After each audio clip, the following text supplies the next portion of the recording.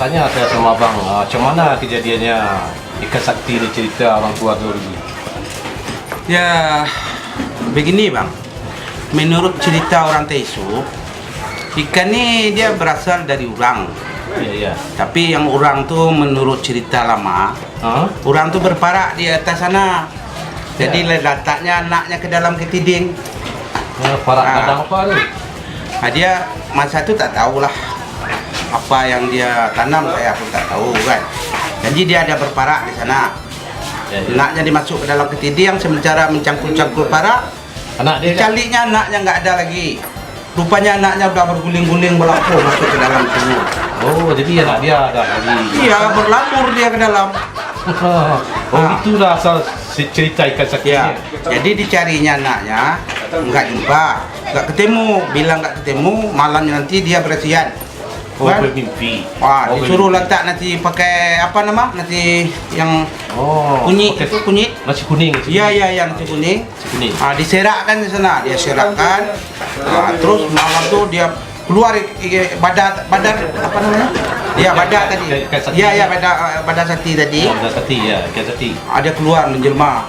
Kepala orang, dia punya ikur di belakang udah jadi badan. Macam ikan lah. Udah jadi badan dia. Udah jadi ikan ya, jadi ikan.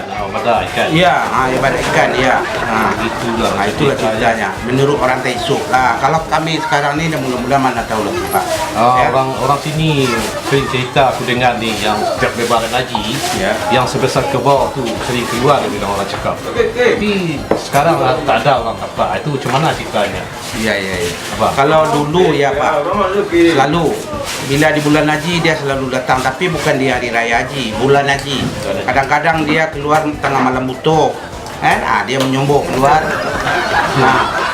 Kadang-kadang dia pagi, kadang-kadang dia tengah ramai gitu. Cakap menyombok apa? Cakap menyombok. Menyombok apa tu? Dia menyombok, dia naik atas menyombok. Oh, dia kelihatan datang. Dia menusuk, membasuh di atas, apa namanya itu? Oh, menyombok. Dia keluar keluar. Tapi sekarang ni jarang Pak. Ya, orang-orang sini pula cerita sama orang-orang melancong kat sini, dia bilang yang ikan besar tu keluarnya setiap lebaran haji selagi orang lagi solat. Itu macam mana cerita? Itu kan cerita orang, macam-macam cerita orang Pak. Saya pun banyak dengar dari dulu. Tapi entah yang mana satu yang saya mau ikut, nggak saya tahu. Kalau dibilang tak mati, tentu mesti air ini masuk. Kalau dibilang dia hidup, dia tak keluar-keluar lagi. Ini pun heran. Saya heran, namanya aja ikan sakti Pak. Itu kesaktian dia. Kalau dia hidup lagi, dia mesti dah menyombok keluar. Ada lagi saya cerita dengar Pak ya, kalau di Sungai Jernih ni, tempat wisata ni, bukan satu wisata saja, bukan ikan sakti. Ada lagi yang lebih paling istimewa, tu air berkah datang. Itu apa cerita? Itu air bertanjur Pak. Air berkah bilang orang bisa untuk ubat segala macam penyakit. Apa tu air ni? Kalau menurut cerita-cerita orang Teso Pak, air nantun dia apa namanya? Kalau orang umpama bapak punya bini mau beranak kecil, jadi bapak pergi ke atas, apa anak saya, kita boleh macam kita mau bertanya lah Pak.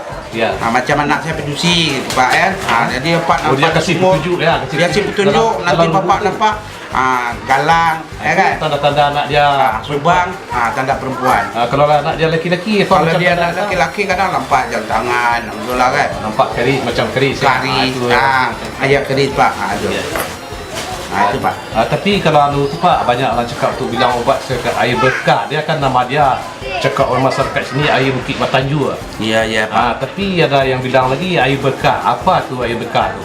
Bisa ubat macam penyakit. Iya, kalau air berkah tu Pak, ya untuk ubat Pak. Kadang-kadang kita sakit-sakit, kita berniat naik atas Pak. Bila kita naik atas, nanti sampai di atas kita ambil, kita niat baca doa Bismillahirrahmanirrahim, kita nonong air tu Pak. Bisa. Kita nonong dagu kayak ini Pak, kan sampai kanyang paru.